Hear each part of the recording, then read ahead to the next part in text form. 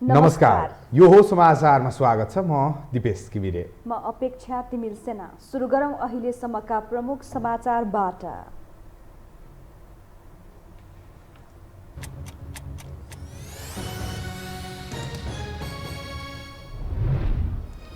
सबै नेपालीको प्रतिनिधित्व गर्ने एमालेलाई निर्वाचनमा बहुमत ल्याउनबाट कसैले रोक्न नसक्ने अध्यक्ष ओलीको दाबी।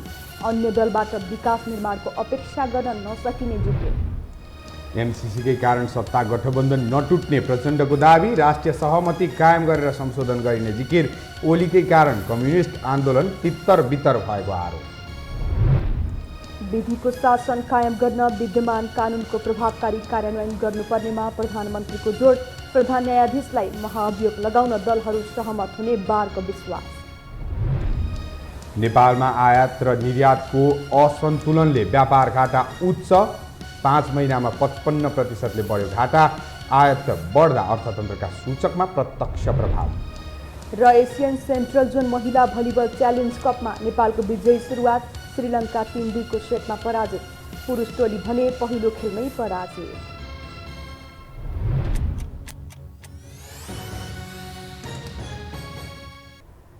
अब समाचार विस्तारमा। नेकपा एमालेका अध्यक्ष केपी शर्मा ओलीले सबै क्षेत्रका नेपालीहरूको प्रतिनिधित्व गर्ने एमालेले आगामी निर्वाचनमा बहुमत प्राप्त गर्ने दाबी गर्नुभएको छ।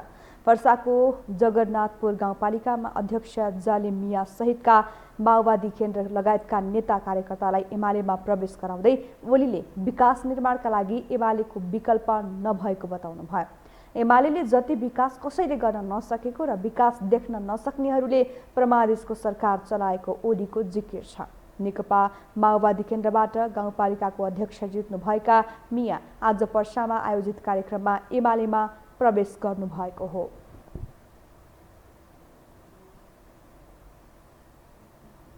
माओवादी केन्द्रका अध्यक्ष पुष्पकमल दाहाल प्रचण्डले अमेरिकी सहायता परियोजना एमसीसीका कारण 5 दलीय गठबन्धनमा विभाजन नआउने बताउनु भएको छ। संशोधन बिना एमसीसी जस्ताको तस्तै पारित नहुने प्रचण्डको भनाइ छ। प्रचण्डले एमसीसीका विषयमा राष्ट्रिय सहमति कायम गर्नुपर्नेमा जोड दिनुभयो। उहाँले एमालेसँग पार्टी एकता गरेर आफूले कुनै गल्ती नगरेको टिप्पणी पनि गर्नुभयो। ओलीले प्रतिनिधि सभा विघटन गरेपछि आफू विजयी भए पनि अदृश्य शक्तिले आफूलाई हराएको उहाँले टिप्पणी गर्नुभयो।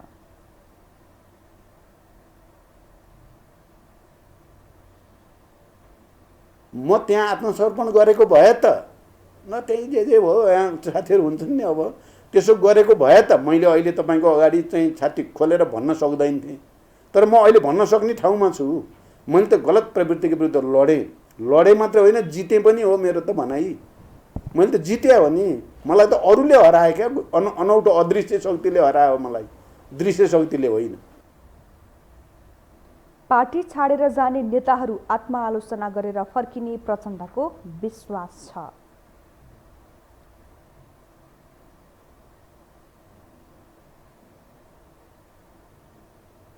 एमाले अध्यक्ष केपी शर्मा ओलीलाई सत्ताच्युत गर्दै 5 दलीय मोर्चाका रूपमा उदाएको सत्ता गठबन्धन अहिले विभाजनको तहमा छ। एमसीसी सम्झौतामा गठबन्धनभित्रै मतभेद चुलिएपछि गठबन्धन सङ्कटमा परेको हो, जुन प्रमुख प्रतिपक्ष एमालेको चाहना पनि हो। एक रिपोर्ट। प्रधानमन्त्री शेरबहादुर देउबा विगतको आफ्नै कार्यकालमा हस्ताक्षर गरिएको एमसीसी सम्झौतालाई संसदबाटै अनुमोदन गर्न चाहन्छन्।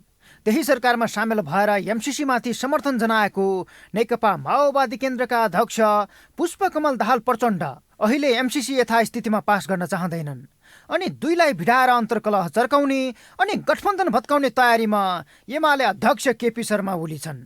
गिजुलिएको एमसीसी अनि यी 3 नेताको गोलचक्करमा अहिले राजनीति कचल्टिएको छ। ठुलो जनमत नै एमसीसीको विपक्षमा छ। सत्ताको नेतृत्व गरिरहेको नेपाली कांग्रेस एमसीसी पारित गर्नु नै सरकारको दायित्व भन्दै दृढ इच्छा देखाइरहेको छ। धेरै वर्ष अगाडि नै सम्झौता भएको हो र त्यो सम्झौतालाई अगाडि बढाउनु सरकारको दायित्व। सत्ताको नेतृत्व गरिरहेको नेपाली कांग्रेस जुनसुकै मूल्य चुकाएर एमसीसी पारित गर्ने तहमा पुग्दा सत्ता गठबन्धनमै आबद्ध माओवादी केन्द्रलाई यसले पोलिरहेको छ।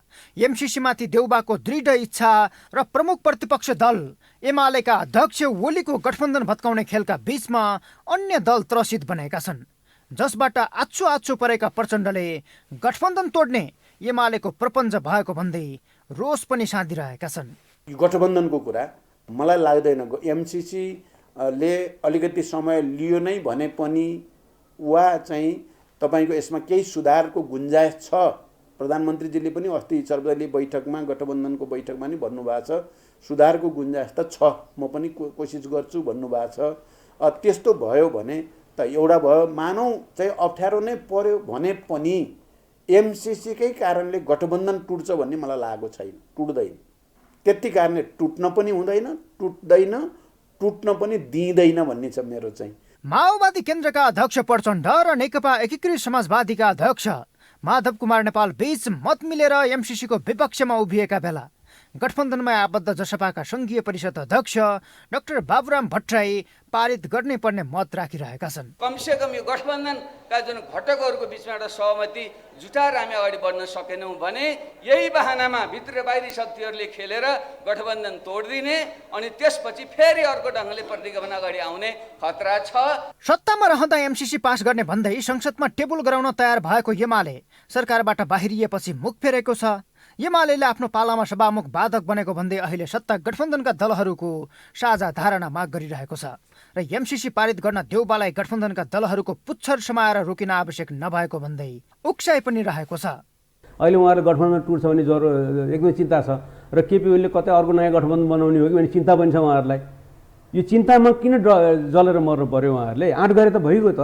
सत्ता पक्षभित्रको मतभेद र प्रतिपक्षको भट्काउने रणनीतिका अघि गठबन्धन नै सङ्कटमा छ।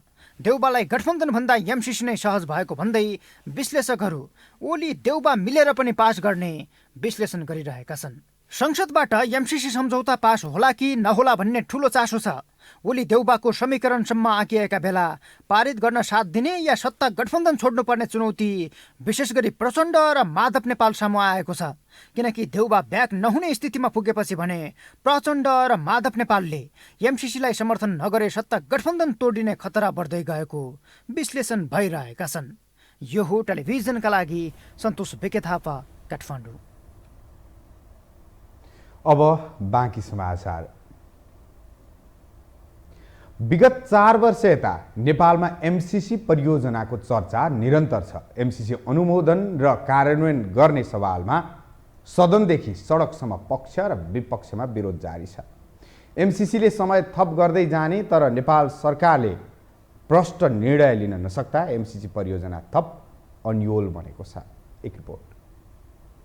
अमेरिकाले एमसिसीको अवधारणा 2004बाट सुरु गरिएको हो।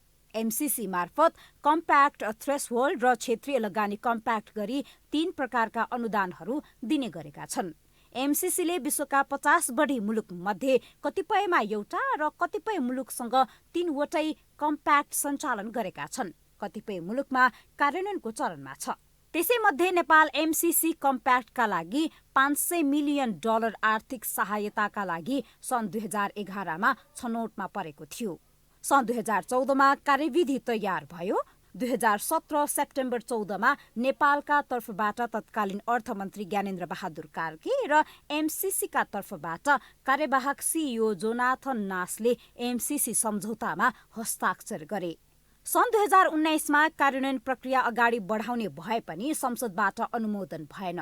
एमसिसीको विरोधमा सडकदेखि सदनसम्म चर्को विरोध अझै जारी नै छ।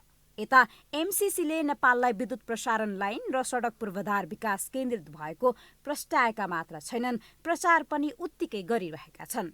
चौतर्फी विरोधका कारण 2019मा एमसिसी संसदबाट अनुमोदन हुन सकेन। सरकारले समय थप गर्न आग्रहसहित पत्रचार गर्यो। अमेरिकाले नेपालको प्रस्ताव स्वीकार मात्र गरेन, एमसिसीका बारेमा नेपालको धारणा बुझ्न एमसिसी पदाधिकारीबाट नेपाल भ्रमण पनि भयो। छिटो निर्णय दिन दबाब दिइरहेकै छ। हिउँदे अधिवेशनमा एमसिसी पास गर्ने आशासहित एमसिसीले पुनः समय थपेको छ। तर एमसिसी बोर्डले प्रष्ट भाषामा कुनै संशोधन नहुने बताइसकेको छ। सत्तारूढ दल नेपाली कांग्रेस बाहेक अन्य गठबन्धनमा रहेका दल संशोधन बिना एमसिसी पास नगर्ने कित्तामा उभिएका छन्। एमसिसीको सवालमा पनि हामी छलफल चलाइरहेका छौँ। छलफल चलाएर कसरी त्यसको अन्तर्वस्तु के छ, ती कहीँ त्रुटि कमजोरी छन् भने, सच्याउनु पर्ने कुरा छ भने, कमिटमेन्ट दिनुपर्ने कुरा छ भने ती के हुन् भन्ने बारेमा पनि हामी छलफल गरिरहेका छौँ। अहिले भर्खरै बढी चर्चामा आएको एमसिसीको जुन एउटा मुद्दा छ, यस्ता मुद्दामा हामीले राष्ट्रिय सहमति कमसेकम यो गठबन्धनका जुन घटकहरूको बिचमा एउटा सहमति जुटाएर हामी अगाडि बढ्न सकेनौँ भने यही बहानामा भित्र बाहिरी शक्तिहरूले खेलेर गठबन्धन तोडिदिने। एमसिसीका सवालमा हरेक क्षेत्रको आफ्नै व्याख्या विश्लेषण छ। मुलुकको विकास केन्द्रित अनुदानमा लामो समय रुमलिएर विवाद गरेर बस्नुभन्दा छिटो पास गर्नुपर्ने जानकारहरूको सुझाव छ। हुँदैन भने किन हुँदैन? हामीले विकास गर्दैनौँ, लैजाऊ तिम्रो पैसा भनेदेखि ऊ लगिहाल्छ नि। त्यो तिनीहरूको पनि करदाताको पैसा हो, यहाँ बढी भएर दिएको होइन हामीलाई। त्यसकारण चाहिँ हामीले जे गर्ने हो नि, हामी स्पष्टताका साथ आउनु पर्यो। देशको इज्जत, देशको प्रतिष्ठा, देशको विश्वसनीयतालाई यो खेलबाड गरिराख्ने होइन। एमसिसी यथास्थितिमा पास गर्नुपर्ने, संशोधन गरेर पास गर्नुपर्ने र पास नै गर्न नहुने 3 खाले मतका बीच रुमलिएको लामो समय भयो। अवस्था अझै उस्तै छ। अझ कतिन्जेल विवाद रहने हो, टुङ्गो छैन। तत्कालीन सरकारले निजी क्षेत्र, नागरिक समाज तथा सम्बन्धित पक्षहरूसँग छलफल गरेरै हस्ताक्षर भएको एमसिसी योजना वर्षौंदेखि सदन र सडकमा रमिता देखाउने एजेन्डा बनेको छ। यो हो टेलिभिजनका लागि क्यामेरामा सिरज श्रेष्ठका साथमा निम्लेकी शेर्पा, काठमाडौँ। प्रधानमन्त्री शेरबहादुर देउवाले विधिको शासन कायम गर्न विद्यमान कानुनहरूको प्रभावकारी कार्यान्वयन गर्नु आवश्यक रहेको बताउनु भएको छ। आज प्रधान न्यायाधिवक्ताको कार्यालयको 71औं स्थापना दिवस समारोहलाई सम्बोधन गर्दै प्रधानमन्त्री देउवाले मुलुकमा विधिको शासन कायम गर्नका लागि विद्यमान कानुनहरूको प्रभावकारी कार्यान्वयनमा जोड दिनुभयो। उहाँले विधिको शासन र कानुनी राज्य लोकतन्त्रको आधारशिला भएको उल्लेख गर्नुभयो। मुलुकको शासन प्रभावकारी र पूर्वग्राही ढङ्गले चलाउन राज्यको महत्त्वपूर्ण जिम्मेवारी भएको उहाँले बताउनुभयो। मुलुकको समृद्धि, विकास र मानव अधिकारको संरक्षण विधिको शासनमा निर्भर रहन्छ। तसर्थ विधिको शासन कायम गर्न विद्यमान कानुनहरूको प्रभावकारी रूपमा कार्यान्वयन गर्न आवश्यकता छ। स्थापना कालदेखि नै यो संस्थाले विधिको शासन प्रवर्धन गर्ने कामका लागि महत्त्वपूर्ण भूमिका निभाएर आइरहेको छ।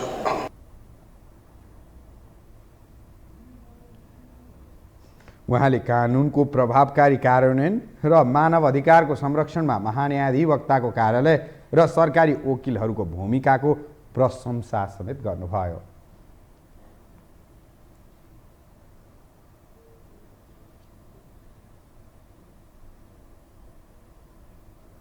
नेपाल बार एसोसिएसनका अध्यक्ष चण्डेश्वर श्रेष्ठले प्रधान न्यायाधीश चोलेन्द्र शमशेर जबरालाई महाअभियोग लाग्न सक्ने सङ्केत गर्नुभएको छ। आज सर्वोच्च अदालतमा बार एसोसिएसनको नियमित विरोधको कार्यक्रम सकिएपछि सञ्चारकर्मीलाई प्रतिक्रिया दिँदै अध्यक्ष श्रेष्ठले प्रधान न्यायाधीश जबराको बहिर्गमनका लागि बारले राखेको प्रस्तावमा राजनैतिक दलका नेताहरूको ध्यानाकर्षण भएको सङ्केत पाएको बताउनु भएको छ। उहाँले प्रधान न्यायाधीशले चाहे जस्तै गरी संसदमा प्रधान न्यायाधीशको बहिर्गमनको सम्बन्धमा छिट्टै छलफल हुने र निष्कर्ष निस्किने बताउनु भयो। दिने या नदिने भन्ने उहाँको कुरा होला। उहाँ यदि न्यायपालिकालाई स्वच्छ राख्न चाहनुहुन्छ भने, न्याय प्रशासनलाई सही ढङ्गबाट चलाउन चाहनुहुन्छ भने उहाँले नसकेको अवस्थामा अर्को सक्षम व्यक्ति यो किसिमबाट गर्नुपर्दछ भनेर उहाँले सुम्पिनु सक्नु पर्दथ्यो। त्यो नैतिकता उहाँमा रहेन। यस कारणले गर्दाखेरि उहाँले चाहे अनुसारको बहिर्गमन गराउने एउटा अर्को बाटो छ। संसद थलो संसद छ, त्यो संसदको थलोमा पनि अवश्य पनि अहिले हाउस चलिराखेको हुनाले त्यहाँ छलफल हुने नै छ। छिटै छलफल हुन्छ या त्यहाँबाट एउटा निष्कर्ष निस्कन्छ। अध्यक्ष श्रेष्ठले प्रधान न्यायाधीश जबराको राजीनामा नआउन्जेलसम्म बार एसोसिएसनले गरेको विरोधको कार्यक्रम जारी रहने पनि बताउनुभयो।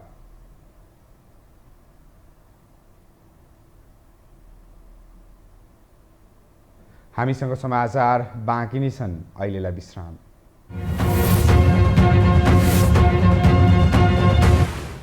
विश्रामपछि स्वागत छ। अब बाँकी समाचार। शिक्षा मन्त्री देवेन्द्र पौडेलले शिक्षक सेवामा 17,500 अपुग दरबन्दी खुला गर्ने तयारीमा सरकार रहेको बताउनु भएको छ। आज प्रतिनिधि सभा अन्तर्गतको शिक्षा तथा स्वास्थ्य समितिको बैठकमा बोल्दै शिक्षा विज्ञान तथा प्रविधि मन्त्री पौडेलले शिक्षा सेवा आयोगलाई सक्रिय बनाएर 17,500 शिक्षकको दरबन्दी अपुग रहेकाले खुला गर्ने तयारीमा रहेको बताउनु भएको छ। उहाँले माध्यमिक, निम्न माध्यमिक र प्राथमिक तहमा शिक्षक सेवा आयोगले दिएको दरबन्दी आवश्यकता पूरा गर्ने गरी विज्ञापन खुला गरिने बताउनु भएको छ।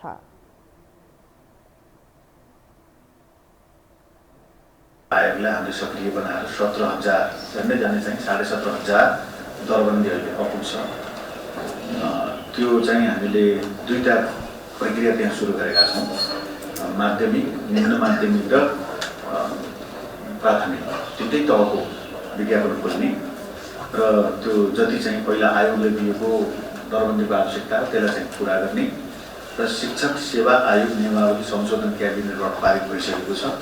5 वर्षदेखि चाहिँ शिक्षकहरूको बढुवा उठिएको रहेछ, त्यो हामीले चाहिँ प्रक्रिया अगाडि बढाइसकेका छौँ र उहाँहरूले चाहिँ अब त्यो बढुवाको जुन कर्मचारीहरूको हैसियत प्राप्त गर्ने कुरा उठाउनु भएको छ, त्यो पनि चाहिँ ऐनले हल्लाएको थियो। ऐन पारित भइसकेको हुँदाखेरि उनीहरूको आन्तरिक वृद्धि र यो 17,000 समथिङ चाहिँ दरबन्दीलाई कम्प्लिट गर्ने कुरा पनि हामी प्रक्रिया अगाडि बढाएका छौँ। त्यसको साथसाथै अरू जस्तै शिक्षक अस्पताल निर्माण गर्ने कुरा हामी प्रक्रिया अगाडि बढाएका छौँ। केन्द्रीय पुस्तकालय निर्माण गर्ने कुरा प्रक्रिया पनि हामी अगाडि बढाएका छौँ। उच्च शिक्षासित चाहिँ अन्तर्क्रिया गर्ने र त्योसित सम्बन्धित समस्याहरू हल गर्ने यही प्रक्रिया पनि हामीले अगाडि बढाएका छौँ। त धेरै कुरा ऐनसितै आएर ठोकिन्छ। मन्त्रालयले अहिले चाहिँ बजेट नीति कार्यक्रममा गरेका कामहरू त आवश्यकता अनुसार चाहिँ अगाडि बढाउने प्रयत्न गरेको छ, तर ऐनसित चाहिँ ठोकिने कुराहरू हामीले ऐनको व्यवस्था नगरिकन अगाडि बढ्न नसकिने भएको हुँदाखेरि हामी यो ऐन निर्माण प्रक्रियामा हामी लागिपरेका छौँ। अब यिनै कुराहरू राख्दै फेरि पनि मन्त्री पौडेलले बैठकमा सांसदहरूले उठाएको एसई परीक्षा प्रणाली खारेज गर्ने विषयमा सरकारवाला निकायहरूसँग छलफल भइरहेको पनि बताउनु भएको छ। उच्च शिक्षा लिन चाहने विद्यार्थीहरूका लागि काठमाडौँमा शैक्षिक मेला सुरु भएको छ। स्वदेशमै शिक्षा सबैको इच्छा भन्ने मुख्य उद्देश्यका साथ स्टडी इन नेपालको आयोजनामा मेला सुरु भएको हो। उच्च शिक्षा लिन चाहने विद्यार्थीलाई लक्षित गरेर 2 दिने शैक्षिक मेलाको आयोजना गरिएको आयोजकले जनाएका छन्। एक रिपोर्ट। कक्षा 10 उत्तीर्ण गरेपछि अधिकांश विद्यार्थीहरूलाई तनाव हुन्छ। कहाँ पढ्ने, के पढ्ने, कसरी पढ्ने? पढ्नका लागि शिक्षालयको कमी छैन, विषय पनि छानी उपलब्ध छन्, तर आफ्नो लक्ष्य हासिल गर्न कुन विषय पढ्ने, कहाँ पढ्ने भन्ने प्रश्नले विद्यार्थीलाई सधैँ सताइरहेको हुन्छ। यस्तो अवस्थामा अन्योलमा परेका विद्यार्थीहरूलाई उपयुक्त मार्गनिर्देशनको आवश्यक पर्छ। यसलाई नै मध्यनजर गरेर काठमाडौँको बानेश्वर स्थित एभरेस्ट होटलमा स्टडी इन नेपाल शैक्षिक मेला सुरु भएको छ। मेलाको मुख्य आयोजक भिजन मिडिया, इनकर्पोरेसन र एजुकेसन.com रहेको छ। मेलाबाट नेपालमै अन्तर्राष्ट्रिय शिक्षाका लागि विद्यार्थीहरूले निशुल्क परामर्श लिन पाउनेछन्। लामो समय कोरोनाका कारण गुम्सिएर बस्न बाध्य भएका विद्यार्थीहरू शैक्षिक मेलामा आकर्षित भएको आयोजक बताउँछन्। कोभिडको कारणले धेरै घरमा बसेर गुम्सिएर मैले कुन शिक्षा लिँदाखेरि मेरो इन्ट्रेस्ट के छ र मैले भविष्यमा कुन सेक्टरहरूमा जानको लागि आवश्यकता छ, डेफिनेटली उहाँहरूलाई काउन्सिलिङको जरुरत छ। त्यो काउन्सिलिङहरू अनलाइनहरूको यो कोभिडको कारणले गर्दा हुन पाएको थिएन विगत 1-1.5 वर्षदेखि। अहिले विद्यार्थीहरूमा एकदम उत्साहका साथ यो कार्यक्रममा आइरहनु भएको छ र उहाँले नेपालको सम्पूर्ण कलेजहरूले के दिइरहेछ, कस्तो सुविधा दिइरहेछ, उच्चताका साथ यहाँ कार्यक्रममा सहभागी हुनुहुन्छ। +2 सिद्ध्याएर ब्याचलर अध्ययन गर्न चाहने विद्यार्थीहरूको लागि काठमाडौँ उपत्यकामा भएका कलेजहरू एकै स्थानमा भेला भएर निशुल्क परामर्श दिइरहेका छन्। कतिपय विद्यार्थीहरू नेपालमा गुणस्तरीय शिक्षा नभएको भन्दै पढ्नको लागि नै विदेशी न बाध्य भएका छन्। यसलाई नै मध्यनजर गरेर शैक्षिक मेलाको आयोजना गरिएको आयोजकले बताएका छन्।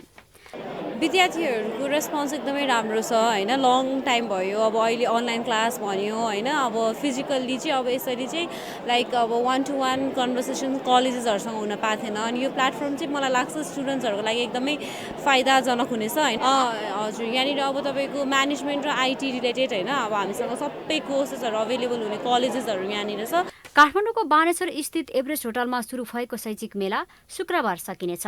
मेलामा 52वटा कलेजहरू सहभागी भएका छन्। आकर्षित चाहिँ छन् किनकि अब बेसिकली मान्छे यो अल्मलिने भने चाहिँ यो बेस्ड कलेज टियु पियु यसरी भन्ने हुन्छन् र हाम्रो चाहिँ टियु बेस्ड कलेज पनि हो र त्यसमा चाहिँ स्टुडेन्टहरू र हाम्रो आल्मनाईहरूले धेरै ठाउँमा चाहिँ राम्रो काम गर्नुभएको अनुसारले चाहिँ हामी चाहिँ अलरेडी त्यसमै काम गरिरहेछौँ र आकर्षण पनि सायद त्यही भएर क्वालिटी एजुकेसन भनौँ न। प्लस त्यो सँगसँगै मान्छेहरूलाई चाहिँ स्टुडेन्टहरूलाई चाहिँ पढाइ सँगसँगै लिडरसिप स्किल्स कम्युनिकेसन स्किल्सहरू त्यस्तोमा चाहिँ हामी डेभलप गर्नेतिर लागिरहेछौँ। स्नातक शिक्षा कुन कलेजबाट लिने भन्ने विषयमा मात्र होइन, कुन विषय आफ्नो लागि बढी अनुकूल छ भन्ने कुराको परामर्श पनि मेलाबाट प्राप्त गर्नेछन्।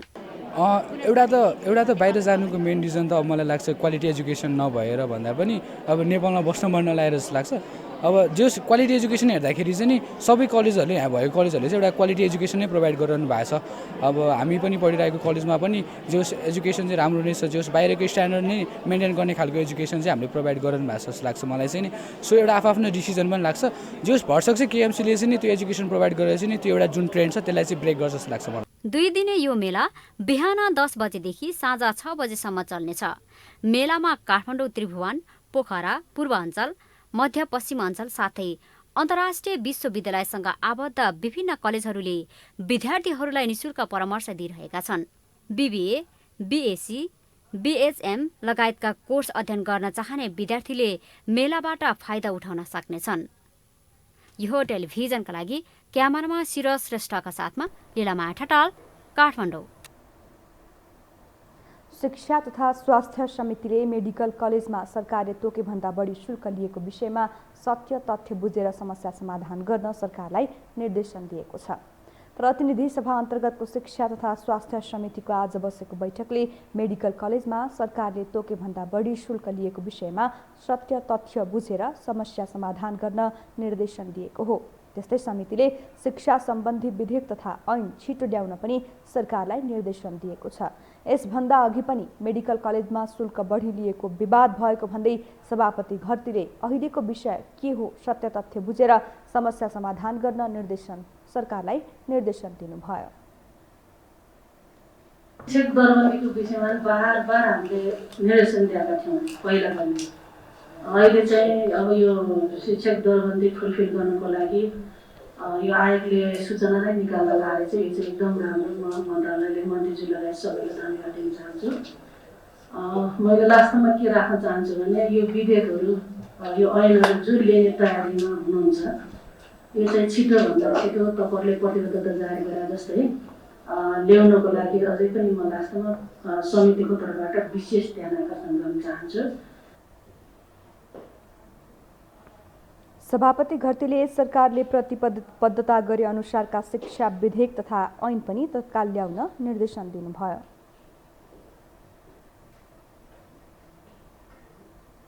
पछिल्लो 24 घण्टामा थप 293 जनामा कोरोना संक्रमण पुष्टि भएको छ। स्वास्थ्य तथा जनसङ्ख्या मन्त्रालयका अनुसार पछिल्लो 24 घण्टामा 263 जना कोरोना मुक्त भएका छन्। यससँगै नेपालभर हालसम्म कोरोना संक्रमित निको हुने दर 98% रहेको छ। पछिल्लो 24 घण्टामा संक्रमणबाट थप 2 जनाको ज्यान गएको छ। यससँगै हालसम्म कोरोनाबाट मृत्यु हुनेको कुल संख्या 11,581 रहेको छ। पछिल्लो 24 घण्टामा 11,626 जनाले कोरोना परीक्षण गरेका थिए भने 2,82,641 जनाले खोप लगाएका थिए।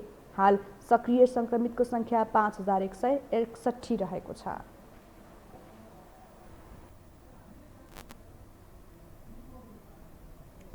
अब बाँकी समाचार।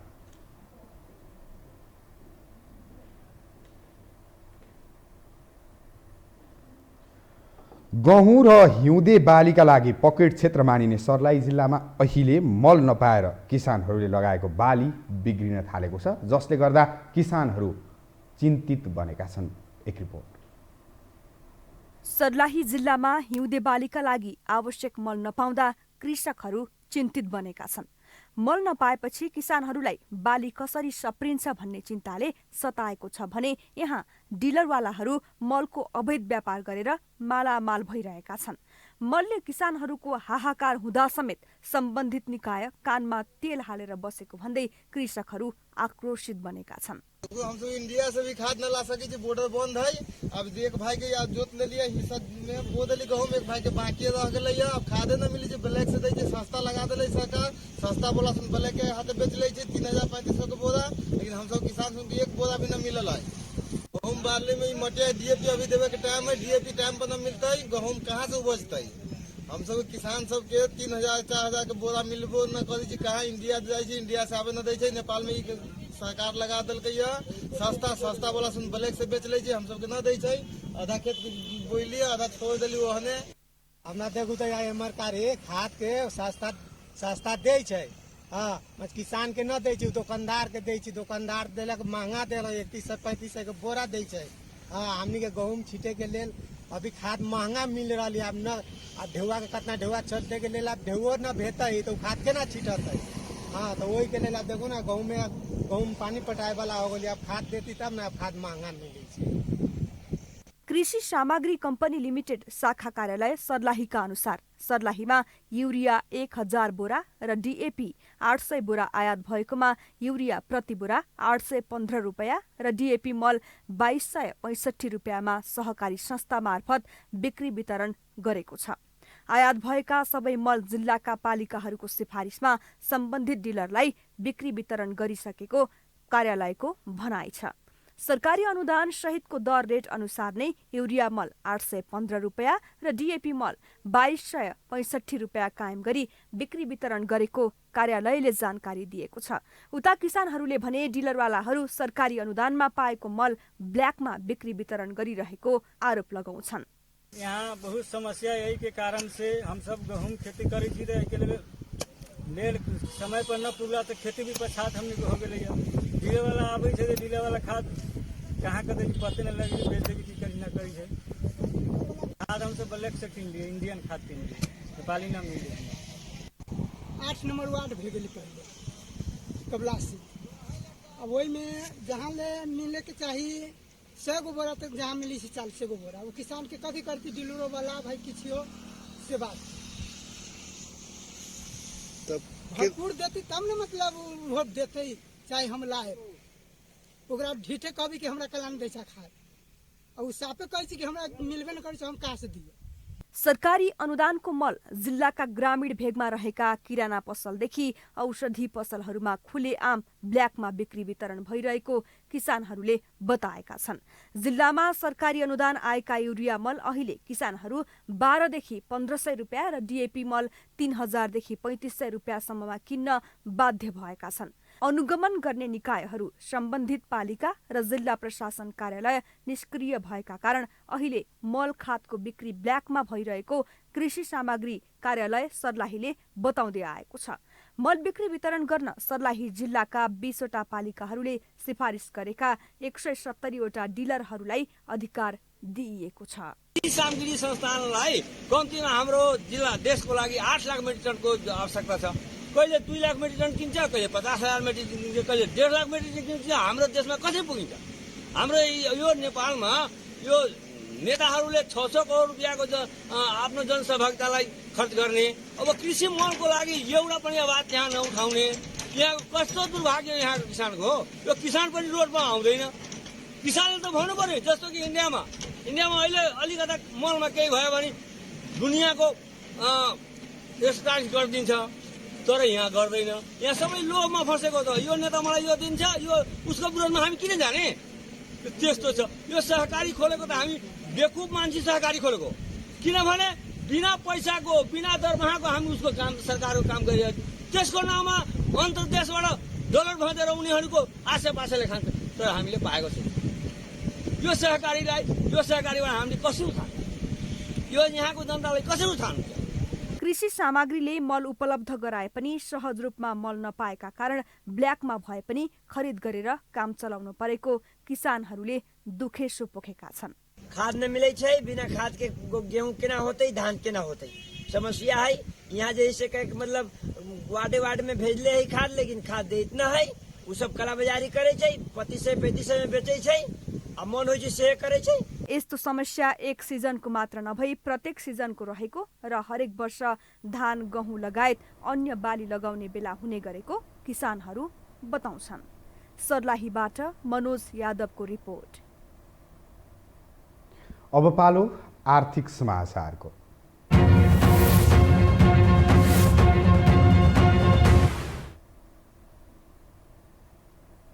चालू आर्थिक वर्षको पहिलो 5 महिनामा व्यापार घाटा 8 खर्ब भन्दा माथि पुगेको छ। चालू आर्थिक वर्षको साउनदेखि मङ्सिरसम्म उक्त मूल्यको आयात भएको भन्सार विभागले जनाएको छ। माफ गर्नुहोला, चालू आर्थिक वर्षको 5 महिनामा नेपालले 8 खर्ब 38 अर्ब रुपियाँको वस्तु आयात गरेको छ। चालू आर्थिक वर्षको साउनदेखि मङ्सिरसम्ममा उक्त मूल्यको आयात गरेको भन्सार विभागले जानकारी दिएको हो। विभागका अनुसार यो गत वर्षको यही समयको भन्दा 54% बढी हो। गत वर्षको 5 महिनाको अवधिमा 5 खर्ब 25 अर्ब रुपियाँको आयात भएको थियो।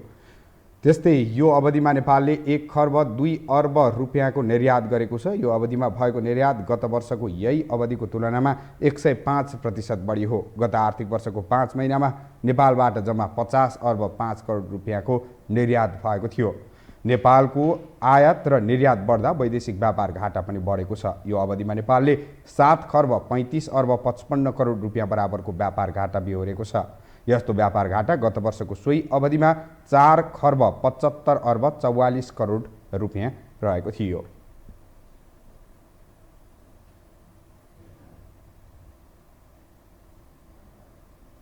यति बेला व्यापार घाटा उच्च छ। लगानीका स्रोतहरू पनि निरन्तर घट्दै गएका छन्। व्यापार घाटाको यो जुन खाडलले गर्दा अहिले अर्थतन्त्रका नेपालको अर्थतन्त्रका अधिकांश सूचकहरू नकारात्मक हुँदै गएका छन्। एक रिपोर्ट। चालू आर्थिक वर्षको 5 महिनामा नेपालले 7 खर्ब 35 अर्ब 55 करोडको व्यापार घाटा बेहोर्नु पर्यो। नेपालमा आयात र निर्यातको असन्तुलनले व्यापार घाटा उच्च हुँदै गएको छ। अघिल्ला वर्षहरूमा पनि घाटा नभएको होइन, तर नयाँ सरकार आएसँगै व्यापारको सन्तुलन झन् नराम्रोसँग प्रभावित भएको छ। अर्थतन्त्रको मेरुदण्ड मानिने शेयर बजारसँगै अन्य आर्थिक सूचकहरूलाई समेत व्यापार घाटाले प्रत्यक्ष प्रभाव पारेको छ। उच्च आयातले ब्याङ्कहरूमा समेत तरलता अभाव भइरहेको छ। नेपाल राष्ट्र ब्याङ्कका गभर्नर महाप्रसाद अधिकारी आयातका लागि ठूलो रकम वृद्धि भएर फाइनेन्स गर्नुपर्दा त्यही मात्रामा रकम निक्षेप सङ्कलन नहुँदा बजारमा तरलता अभाव भएको बताउँछन्। त्यो आयातमा ठुलो रकमले वृद्धि भयो, जसलाई ब्याङ्कहरूबाट फाइनेन्स गर्नु पर्यो। त्यो फाइनेन्स गर्नलाई चाहिँ त्यही मात्रामा रकम अर्थात् निक्षेप जुटेन। त्यसले गर्दा तरलता आयात बढ्यो। त्यो आयात बढे अनुसारको चाहिँ हामीसँग अरू रिसोर्सेस अथवा अरू स्रोतहरू भएन, बिओपी बढ्यो। अब लिक्विडिटीको सन्दर्भमा यो मिसम्याचेस जुन हुन गयो। प्रमुख प्रतिपक्ष दलका नेता पनि सरकारकै कारण व्यापार घाटा उच्च भएको आरोप लगाउने गरेका छन्। हालका अर्थमन्त्री जनार्दन शर्मा अपरिपक्व भएकै कारण समग्र अर्थतन्त्रलाई नै प्रभाव पार्ने गरी व्यापारको सन्तुलन बिग्रिएको उनीहरूको गुनासो छ। नेकपा एमालेका नेता विष्णु रिजाल नेपालको अर्थतन्त्र यो भन्दा तल झर्ने ठाउँ नै नभएको बताउँछन्। यति हुँदा पनि यो विषयमा सरकार गम्भीर नभएको उनको आरोप छ। अर्थतन्त्र कहाँ पुर्याउँदै हुनुहुन्छ? शेरबहादुरजीलाई पनि पीडा भइरहेको होला नि। जनार्दनजी अर्थमन्त्री भएर चलाएको अर्थ मन्त्रालयको हालत, स्वतन्त्रको स्थिति के छ? आयात निर्यातको स्थिति के छ? हाम्रो चाहिँ सञ्चित विदेशी मुद्राको सञ्चित के छ? ट्याक्सबाट चाहिँ कलेक्सन हुनुपर्ने राजस्व कति भइरहेको छ? कति दिनलाई टिक्छ? यो हिसाब गर्नु पर्दैन। उहाँहरूले जम्मी देखेको त 10-10 हजारको रूपमा कार्यकर्तालाई पैसा बाँड्ने, त्यही नै गरिरहनु भएको छ उहाँहरूले। खर्च नबढ्नु र विकासको गति कमजोर हुनुको कारण राजनीतिक खिचातानी भएको विज्ञले बताउँदै आएका छन्। विकास निर्माणका गतिविधि न्यून हुँदा अर्थतन्त्रको विस्तार सुस्त हुनुका साथै रोजगारी सृजनाको अवसर समेत कमजोर हुँदै गएको छ। अहिले विदेशी मुद्रा सञ्चितमा तीव्र दबाव परेको देखिन्छ। कोरोनापछि आर्थिक गतिविधि वृद्धि हुँदा आयात बढेको छ, तर यसको दाँजोमा निर्यात नगण्य मात्रामा बढेको छ। विदेशी पर्यटक नआउँदा विदेशी मुद्राको एउटा प्रमुख स्रोत नै प्रभावित भएको देखिन्छ। हाम्रो पारदर्शिता छैन, सुशासन छैन, भ्रष्टाचार छ। अनि लगानी आउनुपर्ने जति विदेशी लगानी आउन सकेको छैन, स्वदेशी लगानी हुन सकेको छैन, सरकारी खर्च पुँजीगत खर्च हुन सकेको छैन। जनशक्ति, ठुलो जनशक्ति देश बाहिर छ र तपाईलाई कुनै पनि ठाउँमा मान्छेले काम पाउने सन्दर्भमा, नियुक्ति पाउने सन्दर्भमा दलीय कोटा, आफ्नो मान्छे, खल्तीको मान्छे गुटको मान्छे भनेर नियुक्ति गरिन्छ, त्यही कारणले अर्थतन्त्र पनि ओह्रालो लागेको। व्यापार घाटा चुलियो भन्दै गोष्ठी, अन्तर्क्रिया र समीक्षा बैठकमा घोसेमुन्टो लगाउँदैमा यो स्थिति सम्हालिने देखिँदैन। किनभने अर्थतन्त्रको अहिलेको अवस्थामा परिवर्तन गर्न खास कार्यक्रम र खास प्रयास आवश्यक देखिन्छ। मुलुकको परिस्थितिले भन्दा पनि नीति निर्माता वा सरकारको मनस्थितिले व्यापार घाटा गहिरिँदै गएको छ। यो हो समाचारका लागि दिपेश घिमिरेको रिपोर्ट। नेपाल स्टक एक्सचेन्ज नेप्से परिसूचकमा साताको कारोबारको अन्तिम दिन आज दोहोरो अङ्कको वृद्धि भएको छ। आज नेप्से 12.53 अङ्कले बढेर 2520.23 बिन्दुमा पुगेको हो। बुधबार नेप्से 92.16 अङ्कले बढेर 2507.70 बिन्दुमा पुगेको थियो। त्यस्तै आज 4 अर्ब 49 करोड 2 लाख बराबरको कारोबार भएको छ। बुधबार 4 अर्ब 52 करोड 33 लाख बराबरको कारोबार भएको थियो।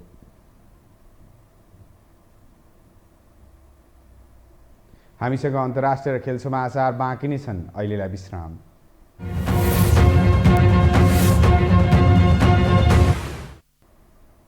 विश्रामपछि स्वागत छ अब अन्तर्राष्ट्रिय समाचार।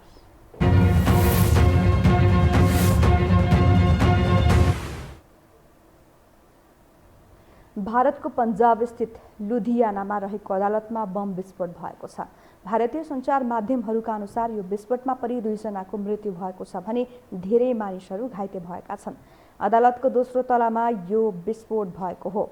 घटनास्थलमा अहिले प्रहरी पुगेको छ। समाचारमा बताइए अनुसार घाइतेहरूलाई अस्पताल पुर्याइएको छ। इन्डियन एक्सप्रेसका अनुसार आज जिल्ला अदालतको काम चलिरहेको समयमा विस्फोट भएको हो। घटनास्थलमा उपस्थित एक अधिवक्ताका अनुसार दोस्रो तलामा रहेको सार्वजनिक शौचालयमा उक्त विस्फोट भएको हो।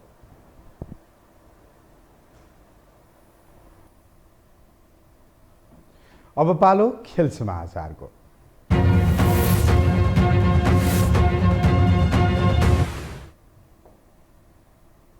नेपालको महिला भलिबल टोलीले एसियन सिनियर सेन्ट्रल जोन पुरुष तथा महिला भलिबल च्यालेन्ज कपमा विजय सुरुवात गरेको छ।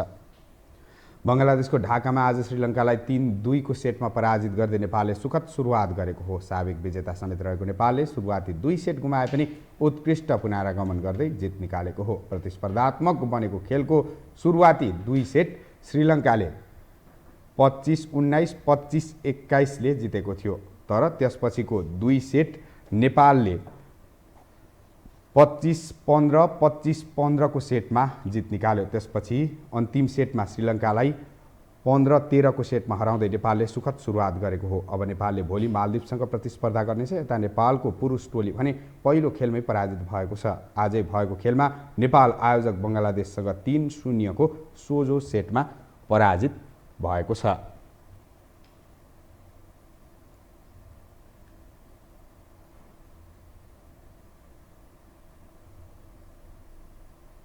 अब मौसम सम्बन्धी जानकारी।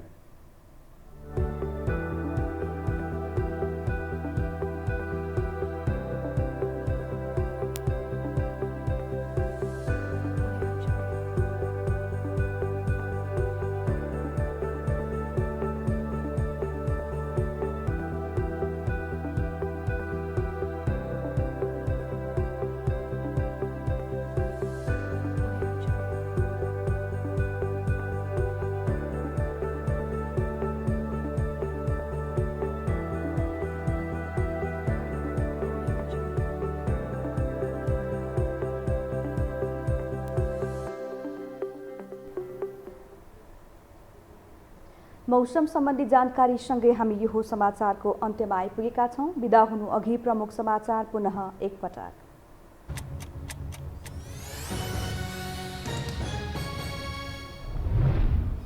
सबै नेपालीको प्रतिनिधित्व गर्ने एमालेलाई निर्वाचनमा बहुमत ल्याउनबाट कसैले रोक्न नसक्ने अध्यक्ष ओलीको दाबी। अन्य दलबाट विकास निर्माणको अपेक्षा गर्न नसकिने जिकिर। एमसीसीका कारणले सत्ता गठबन्धन नटुट्ने प्रचण्डको दाबी। राष्ट्रिय सहमति कायम गरेर संशोधन गरिने जिकिर। ओलीकै कारण कम्युनिस्ट आन्दोलन तित्तर बित्तर भएको आरोप। विधिको शासन कायम गर्न विद्यमान कानुनको प्रभावकारी कार्यान्वयन गर्नुपर्नेमा प्रधानमन्त्रीको जोड। प्रधान न्यायाधीशलाई महाअभियोग लगाउन दलहरू सहमत हुने बारको विश्वास। नेपालमा आयात र निर्यातको असन्तुलनले व्यापार घाटा उच्च हुँदै 5 महिनामा 55%ले बढ्यो घाटा। आयात बढ्दा अर्थतन्त्रका सूचकमा प्रत्यक्ष प्रभाव। र एसियन सेन्ट्रल जोन महिला भलिबल च्यालेन्ज कपमा नेपालको विजयी सुरुवात। श्रीलङ्का 3-2 सेटमा पराजित। पुरुष टोली भने पहिलो खेलमै पराजित।